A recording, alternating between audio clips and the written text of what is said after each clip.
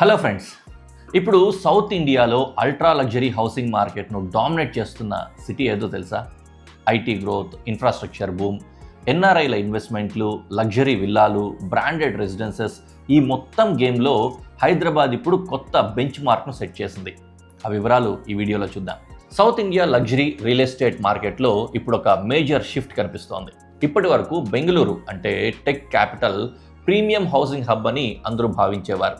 కానీ హైదరాబాద్ ఇప్పుడు సౌత్ ఇండియాలో అల్ట్రా లగ్జరీ హౌసింగ్ మార్కెట్కి ఒక కొత్త క్యాపిటల్గా మారుతోంది. ఫైనాన్షియల్ ఇయర్ 2026లో 10 కోట్లకు పైగా విలువైన లగ్జరీ హోమ్స్ సేల్స్లో హైదరాబాద్ 8,562 కోట్ల రూపాయల సేల్స్ నమోదు చేసింది. ఇది బెంగళూరుతో పోలిస్తే 4 రెట్లు ఎక్కువ.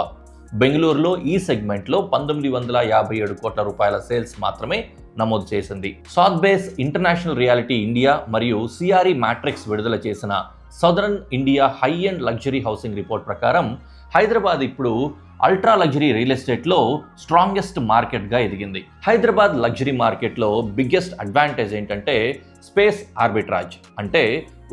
అంటే సేమ్ అమౌంట్ స్పెండ్ చేస్తే ఇతర మెట్రోస్ కంటే కూడా ఎక్కువగా లివింగ్ స్పేస్ ఇక్కడ దొరుకుతుంది. 10 కోట్ల రూపాయల లగ్జరీ హోమ్ కొంటే హైదరాబాద్లో యావరేజ్ స్పేస్ 6,210 స్క్వేర్ ఫీట్లు వస్తుంది. కానీ బెంగళూరులో 3,930 స్క్వేర్ ఫీట్లు, చెన్నైలో అయితే 4,290 స్క్వేర్ ఫీట్లు మాత్రమే వస్తుంది. అంటే బెంగళూరుతో కంపేర్ చేసినప్పుడు హైదరాబాద్ బయ్యర్స్కు దాదాపుగా 60% ఎక్కువ స్పేస్ లభిస్తుంది.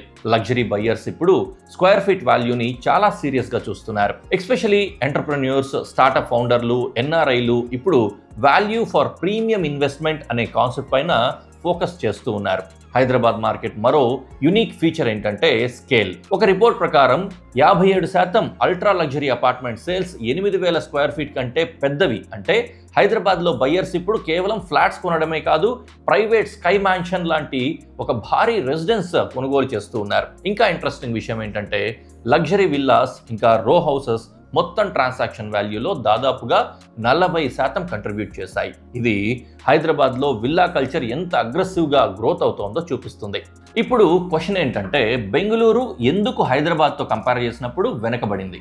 దీనికి ఎక్స్పర్ట్స్ చెప్తున్న కారణాలు: 1, ల్యాండ్ స్కార్సిటీ. కోర్ బెంగళూరులో డెవలప్ చేయడానికి పెద్ద ల్యాండ్ పార్సల్స్ అవైలబుల్గా లేవు. 2, traffic infra bottlenecks. High congestion వల్ల new large format luxury communities create చేయడం కష్టమవుతోంది. 3, high prices, less spaces. Prices అగ్రెసివ్గా పెరిగినా కూడా బయ్యర్స్కి ప్రపోర్షనేట్గా స్పేస్ రావడం లేదు. అందుకే సేమ్ 10 కోట్ల రూపాయలు ఇన్వెస్ట్ చేస్తే హైదరాబాద్లో చాలా పెద్ద వాల్యూ వస్తుంది. లగ్జరీ బయర్స్ దీన్ని బాగా నమ్ముతున్నారు. అయితే బెంగళూరు మార్కెట్ వీక్ అయిపోయిందా అని అనుకుంటే పొరపాటే.